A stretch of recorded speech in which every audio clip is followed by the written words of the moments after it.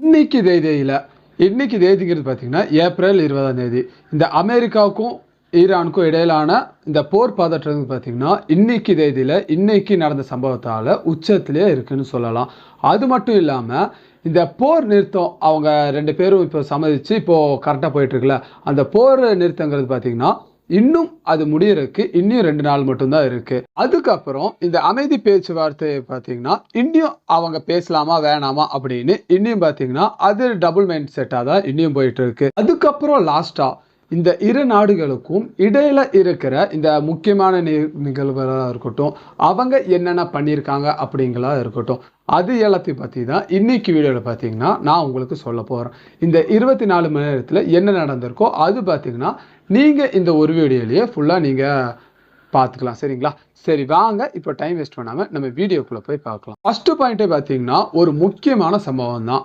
அது என்ன ஒரு சம்பவம்னா, அமெரிக்கா கடற்படை பார்த்தீங்கன்னா ஈரானோட கப்பலை பார்த்தீங்கன்னா இன்னைக்கு கைப்பற்றியிருக்காங்க. இது எப்படி நடந்துச்சு, அதுக்கப்புறம் தாக்குதல் எப்படிங்கிறது பண்ணாங்க, எப்படி இந்த கப்பலை கைப்பற்றினாங்க அப்படிங்கிறத இப்போ பார்த்தீங்கன்னா பாயிண்ட் டு பாயிண்டாக இப்போ நம்ம அடுத்து பார்க்கலாம். கல்ஃப் ஆஃப் ஓமன் இந்த அமெரிக்கா கப்பல் பார்த்தீங்கன்னா அங்கே முற்றுகை இட்டிருக்காங்க. அதை மீறி ஈரானிய துறைமுகமான பந்தர் அப்பாஸ் இந்த துறைமுகத்தை அடைய முயற்சித்த போது இந்த கப்பலை பார்த்தீங்கன்னா நம்ம USS ரூன்ஸ் என்ற அமெரிக்கா கப்பல் ஸ்டாயர் இந்த கப்பல் பார்த்தீங்கன்னா 6 மணி நேரத்துக்கும் மேலாக இந்த ஈரானோட கப்பலுக்கு பார்த்தீங்கன்னா எச்சரிக்கைங்கிறது விடுத்திருந்திருக்காங்க. இப்படி தான் பார்த்தீங்கன்னா இந்த பிரச்சனைங்கிறது ஃபர்ஸ்ட்டாக ஆரம்பிச்சது.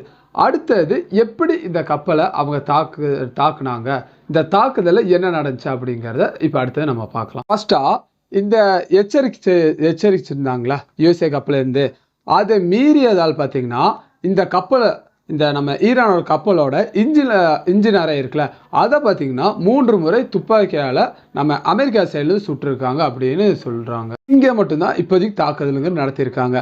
அதுக்கப்புறம் இந்த கப்பலை எப்படி கைப்பற்றியிருந்தாங்க அப்படிங்கிறது இப்போ அடுத்தது பார்க்கலாம். இப்போது இந்த தாக்குதலுங்கிறது நடத்திட்டாங்க. அடுத்தபடி பார்த்தீங்கன்னா இந்த USSோட டிரேபோலி இந்த கப்பலிலிருந்து நம்ம அமெரிக்கா வீரர்கள் பார்த்தீங்கன்னா ஹெலிகாப்டர் மூலம் சென்று அமெரிக்காவோட இந்த மரைன் படையினர் இருக்காங்களா, அவங்க இந்த கப்பலை பார்த்தீங்கன்னா அவங்களோட கட்டுப்பாட்டுக்குள்ளே பார்த்தீங்கன்னா கொண்டு வந்து அந்த கப்பலை பார்த்தீங்கன்னா முழுசாக அவங்க கைப்பற்றிட்டாங்க. இது குறித்து நம்ம டொனால்ட் ட்ரம்ப் இருக்கார்ல, நம்ம அமெரிக்காவோட அதிபர் டொனால்ட் ட்ரம்ப், அவர் பார்த்தீங்கன்னா அவரது சோசியல் மீடியா இருக்குல்ல, அதில் ஒரு ட்விட்டுங்கிறது போட்டிருக்காரு. அதில் அவர் என்ன சொல்லியிருக்காருன்னா, அவர்களை பார்த்தீங்கன்னா அவர்களோட பாதையிலேயே நிறுத்துவோம் அப்படின்னு அவர் பார்த்தீங்கன்னா குறிப்பிட்டு இந்த போஸ்ட்டுங்கிறது அவர் அப்லோடு பண்ணியிருக்காரு. இப்போது இவ்வளோ பெரிய ஒரு சம்பவங்கிறது நடந்துருச்சு, கரெக்டுங்களா? இந்த சம்பவத்துக்கு அப்புறம் இந்த அமைதி பேச்சுவார்த்தைகள் இந்த இரு நாடுகளுக்குமான அமைதி பேச்சுவார்த்தைகள் பார்த்தீங்கன்னா நிச்சயமற்ற நிலையில் இப்போதைக்கு இருக்குது. அதை பற்றி இந்த இரு நாடுகளுக்கான இந்த அமைதி பேச்சுவார்த்தையாக இருக்கட்டும், அதுக்கப்புறம் ஈரான் சைட்லேருந்து என்ன சொல்லியிருக்காங்க, அமெரிக்கா சைட்லேருந்து என்ன சொல்லியிருக்காங்க இந்த அமைதி பேச்சுவார்த்தை பற்றி அப்படின்னு பார்த்தீங்கன்னா இப்போ அடுத்த பாயிண்ட்ல இப்போ நம்ம அடுத்தது பார்க்கலாம். இந்த சம்பவம் இப்போ நடந்துச்சுல, இந்த சம்பவத்தை அடுத்து பாகிஸ்தானில் இருக்கிற நம்ம இஸ்லாமாபாத்தில் தான் பார்த்தீங்கன்னா இந்த 2ஆம் கட்ட இந்த பேச்சுவார்த்தைங்கிறது நடைபெற இருந்துச்சு. இப்போது நம்ம ஈரான் சைட்லேருந்து என்ன சொல்லியிருக்காங்கன்னா, இந்த பேச்சுவார்த்தையில் பார்த்தீங்கன்னா நாங்கள் பங்கேற்க போவதில்லை அப்படின்னு பார்த்தீங்கன்னா அவங்க ஈரான் சைட்லேருந்து அவங்க ஒரு அறிக்கைங்கிறது வெளியிட்டிருக்காங்க. இந்த சம்பவத்தை குறித்து ஈரானோட வெளியுறவுத்துறை அமைச்சரான நம்ம செய்தி தொடர்பாளர் நம்ம இஸ்மாயில் பாகாய் அவர் பார்த்தீங்கன்னா ஒரு அறிக்கைகளை வெளியிட்டிருக்காரு. அதில் அவர் என்ன சொல்லியிருக்காருன்னா, அமெரிக்கா பார்த்தீங்கன்னா ராஜதந்திரத்தை அவங்க நாடுவதாக சொல்லிக்கிட்டு அமெரிக்கா அதற்கு முரணான செயல்களை பார்த்தீங்கன்னா இப்போதைக்கு ஈடுபட்டு வந்துட்டு இருக்காங்க. அவங்க சைட்லேருந்து கடல் முற்றுகையாக இருக்கட்டும், அதுக்கப்புறம் ஈரானிய கப்பல் இருக்குல்ல அதை பார்த்தீங்கன்னா தாக்குறதா இருக்கட்டும், இதெல்லாம் பார்த்தீங்கன்னா இந்த போர் நிறுத்தத்துக்கான விதி மீறல்களாக நாங்கள் பார்க்குறோம். அது மட்டும் இல்லாமல் இது பார்த்தீங்கன்னா ஒரு விதி மீறலாகவே எல்லா நாடுகளும் பார்க்கணும் அப்படின்னு பார்த்தீங்கன்னா அவர் சொல்லியிருக்காரு. இப்போதைக்கு ஈரானில் தற்போதைய நிலை என்ன இருக்குது அப்படிங்கிற அடுத்த பாயிண்ட் பார்த்தீங்கன்னா இப்போ அடுத்தது பார்க்கலாம். இப்போ இந்த மாதிரி ஒரு சம்பவங்கள் நடந்துருச்சு. இதை பற்றி சில மூத்த ஈரானிய அதிகாரிகள் இருப்பாங்களே, அவங்க பார்த்தீங்கன்னா இப்போ ஒரு தலைமைங்கிறது அவங்க அமைச்சு அவங்க நேர்மையான இப்போ இந்த சம்பவத்துக்கு அப்புறம் என்ன பண்ணலாம் அப்படின்னு பார்த்தீங்கன்னா அவங்க ஒரு பரிசீலனை பண்ணிட்டு இருக்காங்க. அதில் பார்த்தீங்கன்னா இன்னும் ஒரு முடிவு எடுக்கப்படவில்லை அப்படின்னு பார்த்தீங்கன்னா அவங்க தகவலும் இப்போ சொல்லியிருக்காங்க. இப்போ நெக்ஸ்ட் என்ன பண்ண போகிறோம் அப்படிங்கிற அந்த முடிவை இன்னும் பார்த்தீங்கன்னா அவங்க வெளியே சொல்லல. அடுத்த பாயிண்ட் பார்த்தீங்கன்னா இன்னும் இந்த போர் நிறுத்தம் இப்போ போயிட்டு இருக்குல்ல, இந்த போர் நிறுத்தத்துக்கான இன்னும் காலக்கெடு எவ்வளோ நாள் இருக்கு அப்படிங்கிறத இப்போ அடுத்து நம்ம பார்க்கலாம். இப்போதைக்கு இந்த போர் நிறுத்தங்கிறது பார்த்தீங்கன்னா 2 வார போர் நிறுத்தமாக பார்த்தீங்கன்னா இப்போதைக்கு போயிட்டு இருக்கு. ஏப்ரல் 22 மாலை 8 மணிக்கு மேலே பார்த்தீங்கன்னா இந்த போர் நிறுத்தங்கிறது பார்த்தீங்கன்னா அதோட முடிஞ்சிடும். அதுக்கப்புறம் பார்த்தீங்கன்னா என்ன பிரச்சனை நடக்கும்போது இன்னும் நம்மளுக்கு தெரியல. ஆனால் இன்னும் நம்மளுக்கு பார்த்தீங்கன்னா இந்த ஏப்ரல் 22 நைட்டு ஒரு 8 மணிக்கு பார்த்தீங்கன்னா இந்த போர் நிறுத்தங்கிறது முடிவுக்கு வருது. அடுத்த பாயிண்ட் பார்த்தீங்கன்னா ட்ரம்ப்போட எச்சரிக்கை. இப்போ ஈரான் சைட்லேருந்து நாங்கள் இந்த பேச்சுவார்த்தைக்கு வரமாட்டோம்னு சொல்லிட்டாங்களே, இப்போது ட்ரம்ப் பார்த்தீங்கன்னா ஈரானை பார்த்து ஒரு எச்சரிக்கைங்கிறது கொடுத்துருக்காரு. அதில் அவர் என்ன சொல்லியிருக்காரு அப்படின்னு பார்க்கலாம்.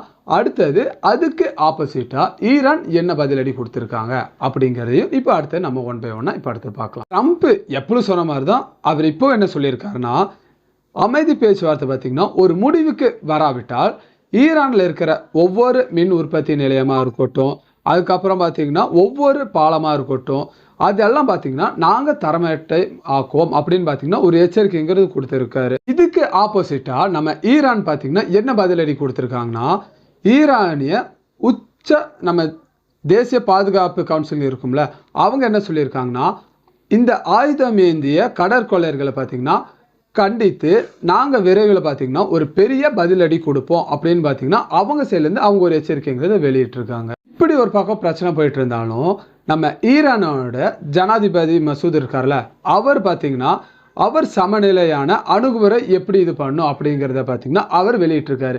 அவர் என்ன அப்படி வெளியிட்டிருக்காரு அப்படிங்கிறத இப்போ அடுத்தது பார்க்கலாம். இந்த போர் இல்லாமல் போருங்கிறது பார்த்தீங்கன்னா யாருக்கும் நல்லதில்லை.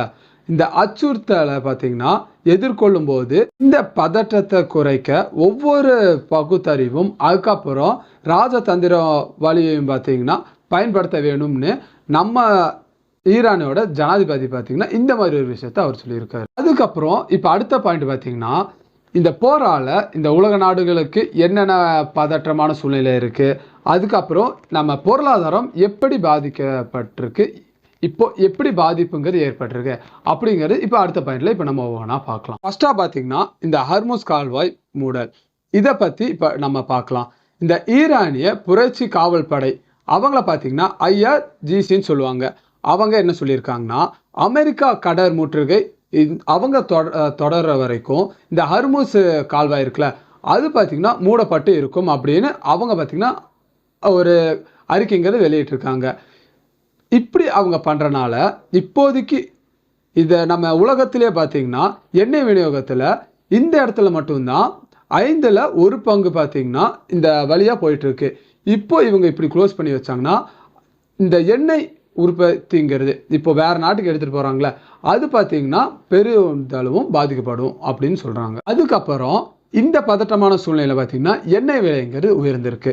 எவ்வளோ உயர்ந்திருக்கு அப்படிங்கிறத இப்போ அடுத்த பாயிண்ட்ல இப்போ நம்ம அடுத்த பார்க்கலாம். இப்போது இந்த பதட்டமான சூழலில் ஒரு பீப்பாய் கச்சா எண்ணெய்ங்கிறது பார்த்தீங்கன்னா ஒரு விலைங்கிறது $95.64 பார்த்தீங்கன்னா இப்போதைக்கு இன்னைக்கு கரண்ட் டேட்டில் பார்த்தீங்கன்னா உயர்ந்திருக்கு. அடுத்தது பார்த்தீங்கன்னா இஸ்ரேல் ஒரு சம்பவம் நடக்க போகுது, அதை பார்த்தீங்கன்னா நாங்கள் தடுத்து நிறுத்திருக்கோம் அப்படிங்கிற ஒரு பெரிய விவகாரம் பார்த்தீங்கன்னா அவங்க இப்போ ஓப்பனாக சொல்லியிருக்காங்க.